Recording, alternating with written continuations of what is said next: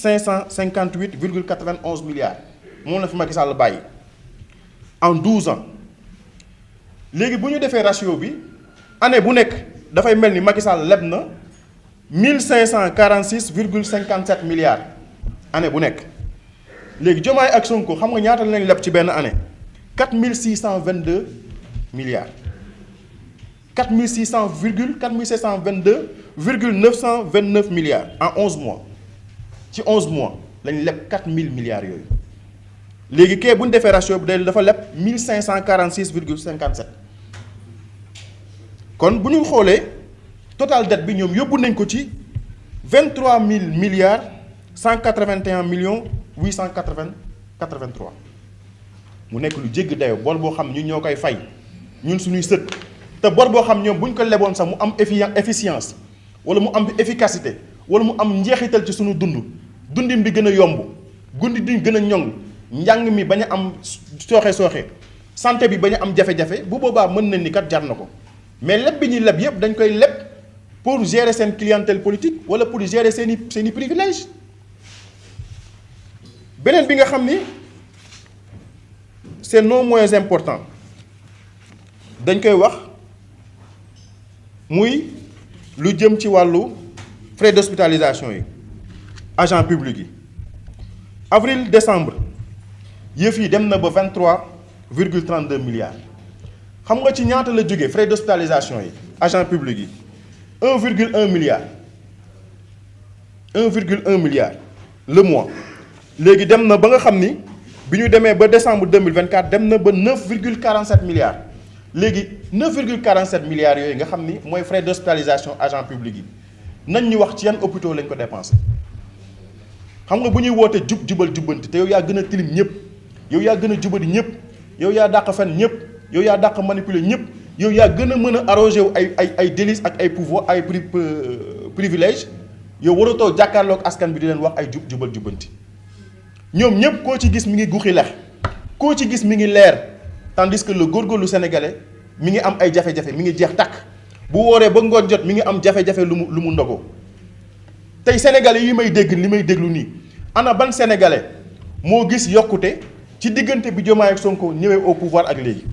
ana ban sénégalais moo sentir wàññeeku ci factures yi ana ban sénégalais moo sentir woyofal ci courant bi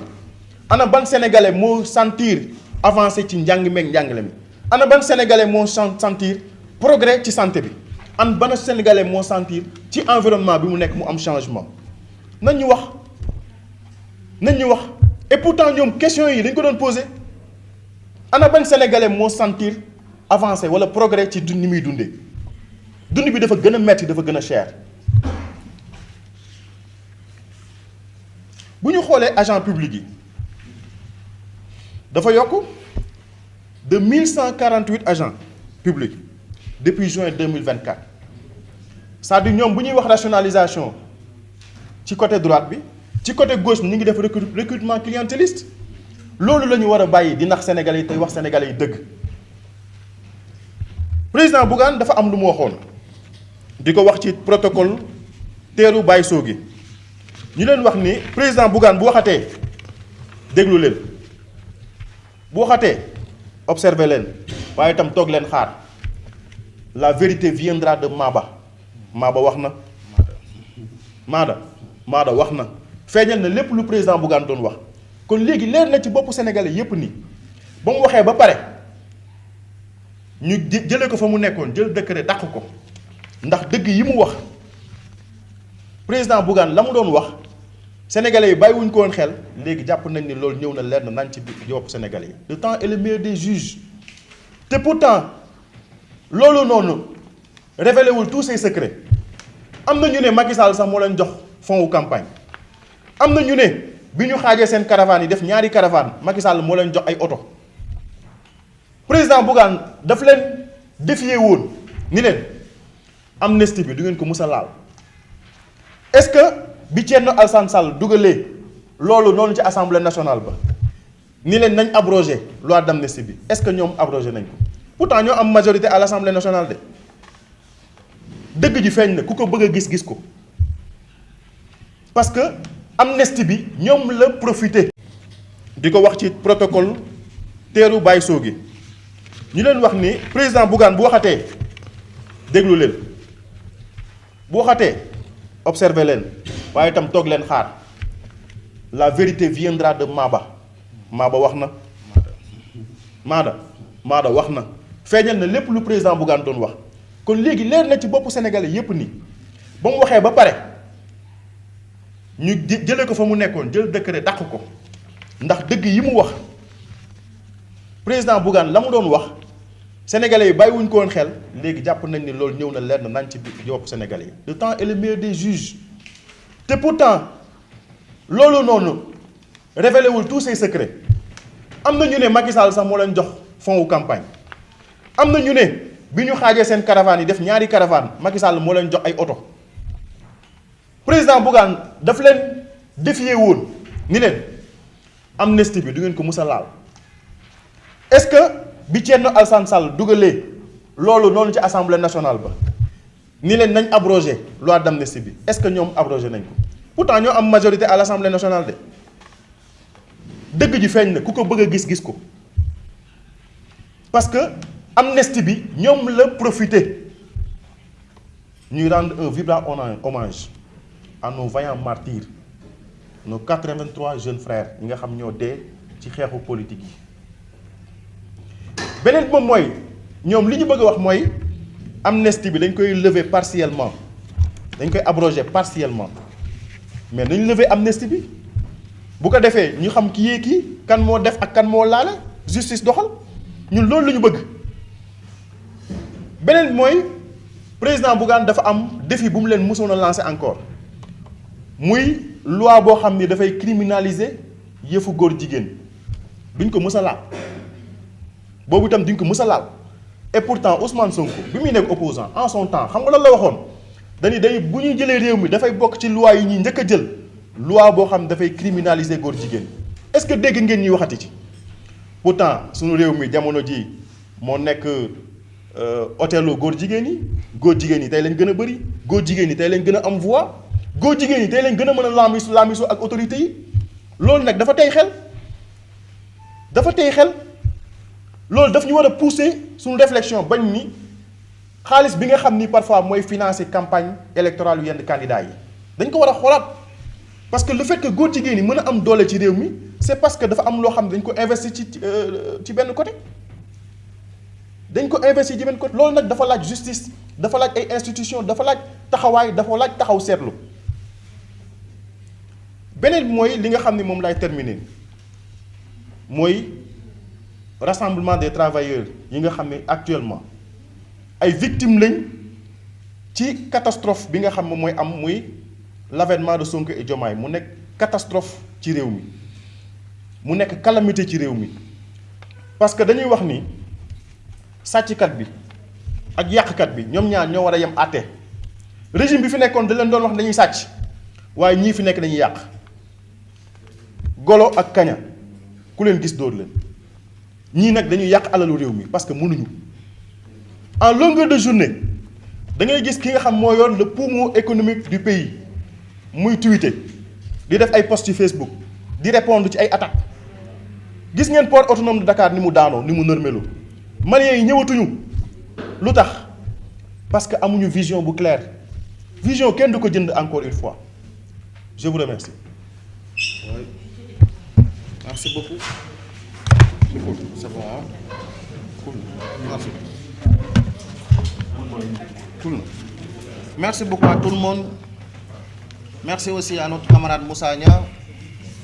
pour ces déclarations qui concernent l'actualité politique. Et il a été clair, net et limpide sur ses propos. Et nous vous donnons rendez-vous aussi très prochainement. Inch'Allah Rabbi. Merci. De payer les frais de ses positions dès la semaine prochaine. Je veux tout simplement parler des prochaines heures, des prochains jours. Ce dernier est poursuivi et sera certainement arrêté, puni pour avoir interpellé le Premier ministre sur le fameux compte à 1000 milliards annoncé au détour d'une campagne électorale dans un profond délire. Nous exigeons l'arrêt immédiat de ces machinations politiques, ainsi que la libération immédiate des prisonniers d'opinion. L'affaissement des fondements de l'état de droit commence à se faire sentir. Avec une justice couchée, agissant au desiderata du premier menteur au sommet de notre gouvernement. Pourrait-il en être autrement si Ousmane Sonko, en tant que chef de gouvernement, a publiquement dit que le ministre de la Justice est obligé de s'exécuter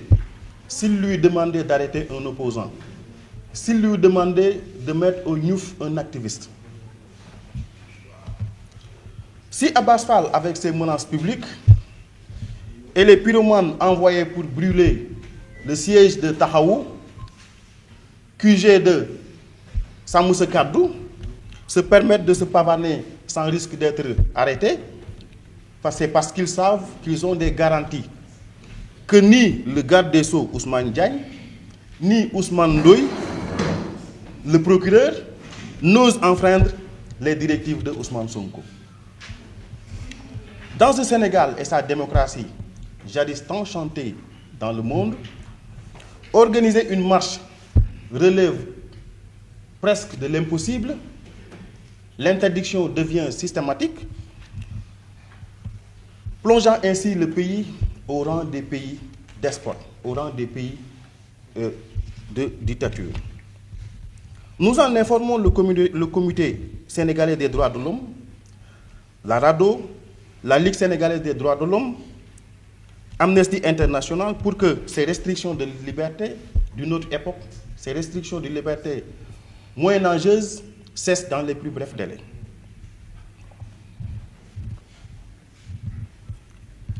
À l'heure où le pouvoir d'achat se dégrade, où les licenciements s'enchaînent dans les directions des agences, il serait urgent pour le pouvoir en place de se pencher sur l'économie qui agonise, causée par des déclarations inappropriées du chef de gouvernement, des déclarations parfois mensongères. Les pères de famille ne parviennent plus à joindre les deux bouts. La flambée des prix de première nécessité frappe de plein fouet les ménages en plein ramadan. La Cour des comptes, qui vient à la rescousse, n'a pu sauver l'homme qui est devenu l'alpha et l'oméga du gouvernement, ou bien de la République. Un despote masqué. Sans compter la montée du Front social, qui bouillonne avec des récriminations venues de tous bords. L'enseignement, la santé, les travailleurs du port, de l'AIBD, de la LONASE, du CDC, des paysans affectés par une mauvaise campagne agricole. C'est là où nous allons apporter notre soutien au rassemblement des travailleurs affectés par une mauvaise vision, une vision adossée sur du tâtonnement, du cafouillage, qui nous a amenés à ce stade-là. Des Jakartaman tenaillés par un manque d'emploi et d'orientation. D'ailleurs, le mouvement Gëm-sa-Bopp, les Djambars, juge utile de rappeler que pour le parti PASTEF, l'activisme et la dénonciation ont toujours constitué des moyens pour dénoncer, des moyens pour informer l'opinion publique nationale comme internationale, et que d'autre part, la justice ne possède aucun intérêt, sous quelque forme que ce soit, dans les diverses raisons citées, et que d'autre part, qu'elle n'entretient aucune condition de nature à faire preuve de rupture et de se réconcilier avec les justiciables. La seule prouesse de PASTEF est d'avoir réussi à compter plus de prisonniers politiques que de réalisations en un an au pouvoir. La dictature ne passera pas. Lorsque le président Bougane parle de PTBS, protocole de Terroubaye Sogui, ne vous posez pas de questions. Observez, écoutez Et attendez, la réponse viendra certainement de Mada. Le temps est le meilleur des juges. Merci beaucoup.